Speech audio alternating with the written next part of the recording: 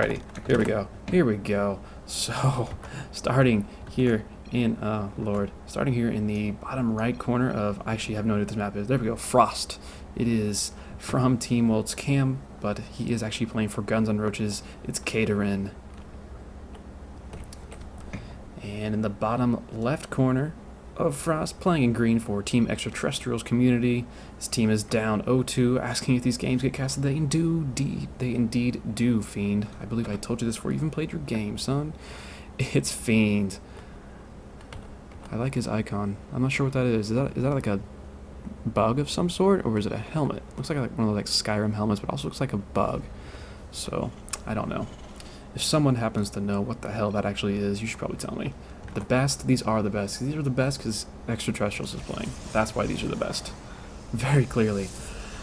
Anyway, I talk like a moron from time to time, just ramble on. TVP. A lot of people seem to despise this matchup. I happen to enjoy it a lot.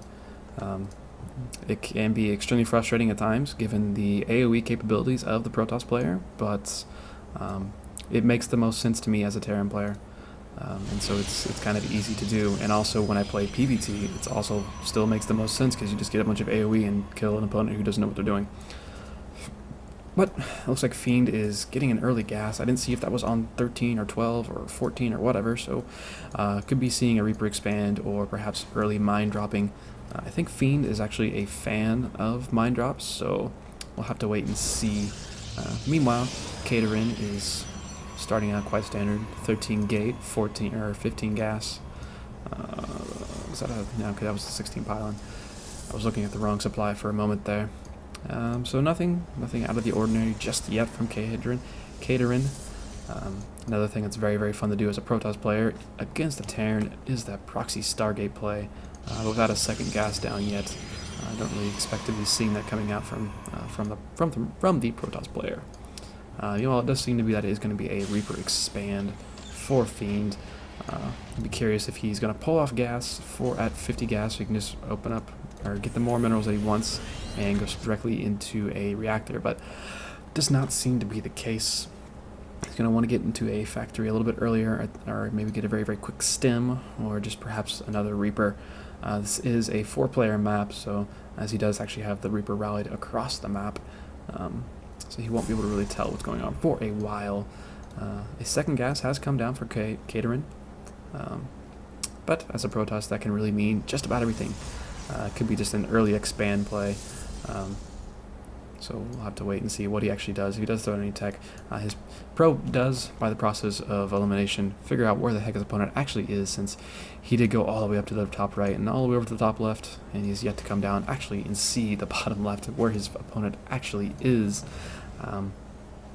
So he will be scanning his opponent last, but all he's going to see is, unless this barracks happens to lift off before the factory is finished, is the fact that there is a factory and a barracks with a reactor on it. He won't be able to, I don't think he's going to be able to get up here and actually see the CC.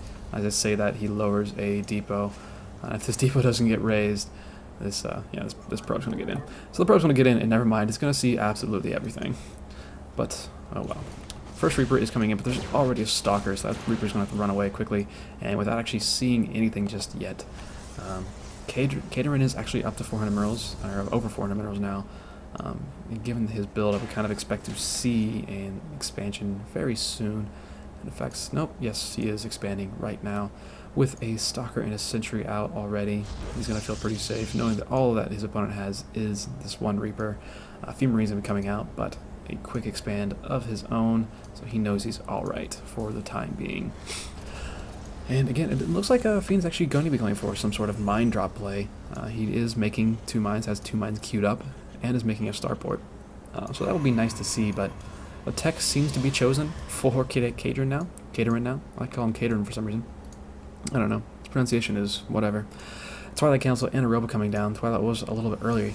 Not sure if this will be for DTs, or if this is going to be just like an early blink or charge play. It looks like it's going to be DTs, given that he rallied a probe down here, just waiting for the gas, and it is indeed going to be a DT shrine. I don't really enjoy going DTs early game now against Terran. Since engineering base seem to come down fairly quickly.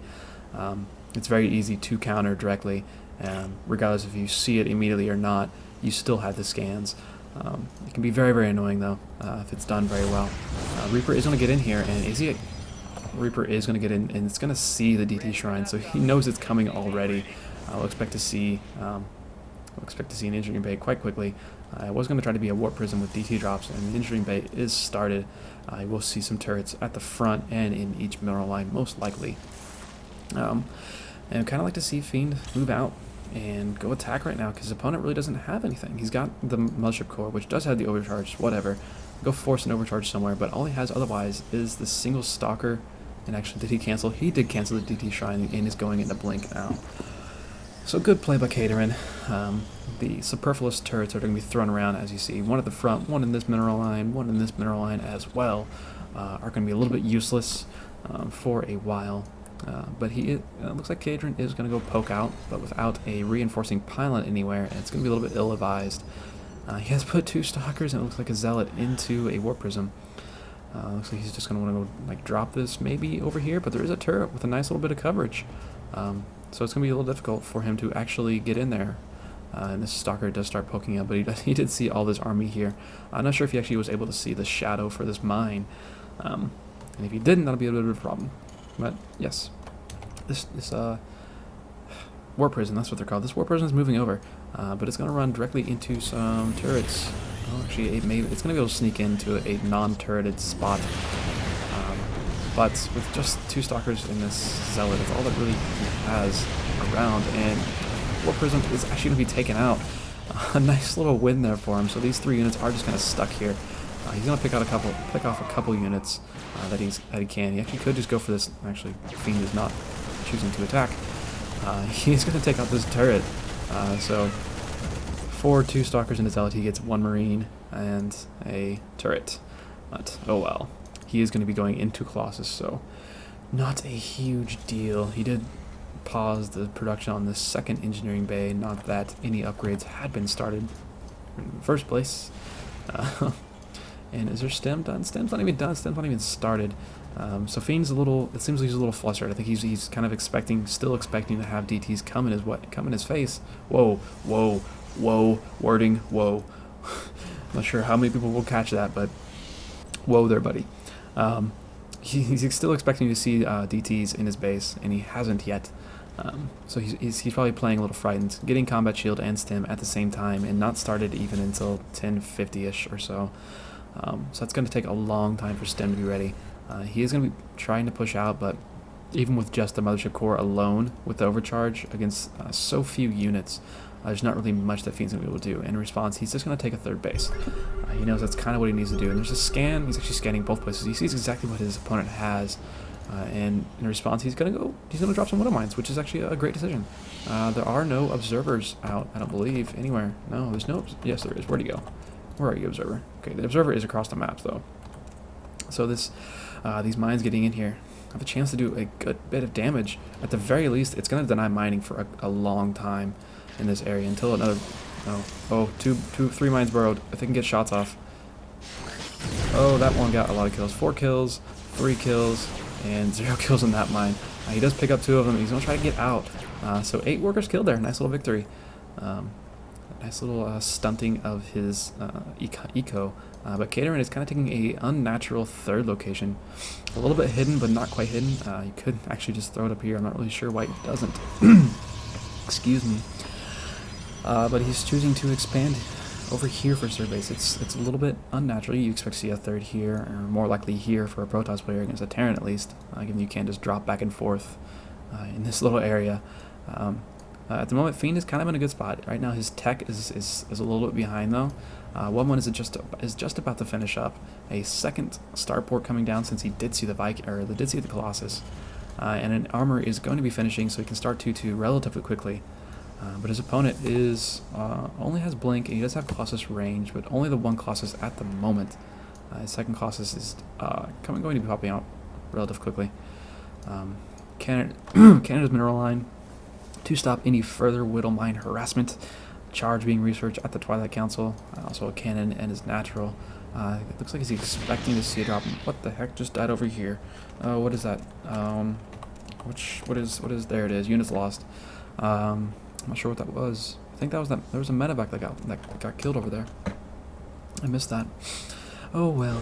And actually another base. Did Fiend see this? Yes, Fiend saw this. And his third base is actually a planetary. He's not screwing around. But he did see this base over here. So it's not hidden. And I think Caterin knows that that's going to be difficult to hold and is just taking another base. So if he does lose this, he's not completely out of the game instantly. He's going to just take a risk and take another base. This Marine is going to be moving out, taking the watchtower. Nice placement there. I'm not sure if that was on purpose, but putting it in the shadows. It's very annoying for like melee units to try to attack something that's sitting in those shadows for some odd reason. They just like won't attack them because basically they're geniuses. But I mean, this game is just kind of continuing on. Storm is on the way for Caterin, so he's going to have every bit of AoE coming out and just a bunch more gateways coming out all at once. And still going for Colossus, up to 3 Colossus now, which really isn't that much, and given that his opponent is going for ship upgrades and double reactored starports, just straight tech switching into Templar is a great choice, as Ghosts are going to be difficult to get out. They're difficult to control in the first place at this level of play, and a lot of players see Colossus and expect more and more Colossus, and so they'll just keep building Vikings without really thinking about the fact that their opponent can just start making Templar and storm you to death. Armies are moving across the map, kind of around each other, waiting for Caterin to be able to see this army up here. He has not actually caught wind of the army up north. His army could just move around and take out the space very quickly, given how much is here, just a huge ball of units. He looks to be a little bit afraid of getting caught out of position, though. Stimming a Marine actually to check this watchtower to see what's going on, and he sees that the army is no longer there, so he knows his army is safe. But 3 Stalkers actually are going to poke over here and catch, see the entire army. The entire army stims, and with only 3 medevacs, that's going to be a bit difficult for Fiend to get healed up here. He's going to poke in here and he's going to take out this base very quickly. 1 second, there he goes. Yes, wasn't quite dead, friends. So they turned around and went and killed it again. And so yes, Caterin did lose that base, but he didn't lose any probes. He evacuated them quickly. So no problem there. These probes will be able to move over to this new third base, which really hasn't been caught, but oh, all the Templar out of position. 2 of them get sniped down. They do throw down some storms. A third one does go down for literally almost for free. Very few units were lost there by Fiend to take out 3 Templar like that. Not to mention use some of the energy on a fair bit of them. There's only energy for about 4 more storms at the moment. It's a nice little victory and just a huge standing army right now. It's 125 to 88 army supply, a nice worker lead also for Fiend. He just kind of needs to start taking some more bases. As I say that, he starts his 4th base down here, and he has a Ghost Academy just about to finish. 3-3 also on the way for our Terran player, as well as +3 ground attack is on the way for our Protoss player. Already has +2 too. So they are going to be relatively even on upgrades for the majority of this game, it seems, as both players are on +2 at the moment. +3 armor to start, and with Chrono, if Caterin decides to dump all of his Chrono into these upgrades, he will have 3-3 a little bit quicker than his Terran opponent, and will be able to push that advantage. But some nice scans coming down, seeing exactly where this army is. The only other thing he can really do right now is start doing some dropping, and he's actually going to be doing just that. Loads up a nice little drop, 2 Marauders, 4 Marines. I'm going to come in here, and the Marines will be able to take out a good amount of probes who are down here, but with these 3 cannons, the 3 cannons are kind of in a bad position, but however, hang on there. There's going to be a bit of an engagement here, or maybe not. Storms can come down up here. Widowmines are burrowed. There's got to be, okay, there are observers around this area, so he's going to be able to see this. I was almost in a huge engagement, but both players backed off. Fiend throwing down his mines, being able to get out of there. But again, this drop over here, working away at this nexus, but there's not really much here. But a big work on the zealots, but they're kind of choked up here, but no actual micro coming down. And as this happens, Caterin is going to push in to the army, and the army's going to get caught in a very bad position. Most of the army gets stormed. Now they're cut off. They're in a really, really bad choke point here between the third base and the natural, with these rocks up, creating another choke. And the army is just very, very strong right now for Caterin. How many Vikings are left? there are only 6 Vikings right now against these, 6 Colossus? That's not going to happen very well. But even with not really killing that entire army, Kadrin did a lot of damage, sapping a lot of the energy from these medevacs to heal up that entire army that had to stem, and most of it got stormed also. This drop is still going strong. Looks like 6 kills and 3 kills on this Marine and this Marauder here. But that just happened. Kadrin's just going to move in and storm again. Just nice engagement points by our Protoss player here. Sitting up on this ledge, and if he can storm up on the ledge as well, and he does just that. Another storm, 2 more storms coming down. And he's just going to zone him out and go for this 3rd base perhaps. Both armies standing off at the moment. Drop over here, still doing some damage. Nice work from the Zealots. It's going to finish that off though. A few Vikings going to try to poke forward and do some damage to these Colossus, but with not many Vikings, are there any ghosts out already? There are no ghosts out currently. A nice bleed forward, sniping off 2 more Vikings. And it looks like Fiend is just going to try to push forward a little bit, but he can't really push into this. He doesn't have any ghosts, he doesn't have any Vikings left, and he's trying to produce ghosts as much as he can. Some Zealots are going to come in here and try to go to town on this base over here. Meanwhile, this 4th base is going to be sniped off pretty quickly, and there's really just not much. I think a couple ghosts were rallied into the army. They went down relatively with no fight there. Another nice storm, 2 more storms. Again, this is the trouble playing Protoss. They have so much AoE, and how do you counter it? It's just a huge army now for Kadrin, and Fiend is plummeting supply. They are even on supply, however. Most of Fiend's supply seems to be in workers. 3-3 has finished for both players, but with the 6 Colossus, there's really no answer to these Colossus, and Fiend is going to call the GG. And with that, Guns N' Roaches is going to go up 3-0 in this best of 9. So technically they only need well, say la vie about that last message. Hopefully I got that off screen. But with that, Guns N' Roaches, they do go up 3-0 in this first week matchup. It's going to be up to the other players for Extraterrestrials to come back and actually make this not a skunked set here. Let's take a small break. Hopefully get a glass of something so I can stop coughing through every single word I say. Be back with